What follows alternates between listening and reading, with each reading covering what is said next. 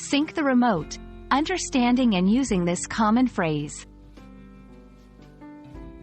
Hello, everyone. Welcome to our English language learning series. Today, we're going to explore a very common phrase, sync the remote.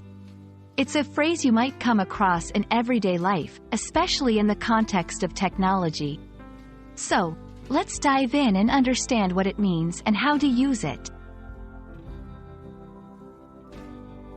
Sync the remote refers to the process of making a remote control communicate and work properly with another device, like a TV or a DVD player.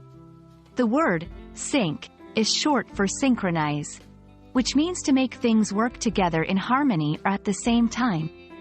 When you sync a remote, you are essentially setting it up to control the functions of the device it's meant to operate.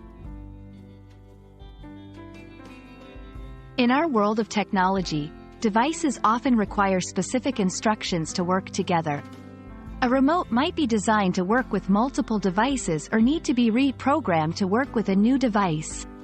Syncing is crucial because it ensures compatibility between the remote and the device, allowing for seamless control and operation. 1. Identify the device. Determine which device you need to sync the remote with. 2. Find the sync button. Most remotes have a sync or setup button. 3. Enter the code. You may need to enter a specific code for your device. 4. Test the remote. Try using the remote to see if it controls the device correctly. Remember, the steps can vary depending on the remote and device, so always check the user manual for specific instructions. Sometimes, syncing a remote doesn't go as planned. Here are some tips. Check batteries. Make sure the remote's batteries are working.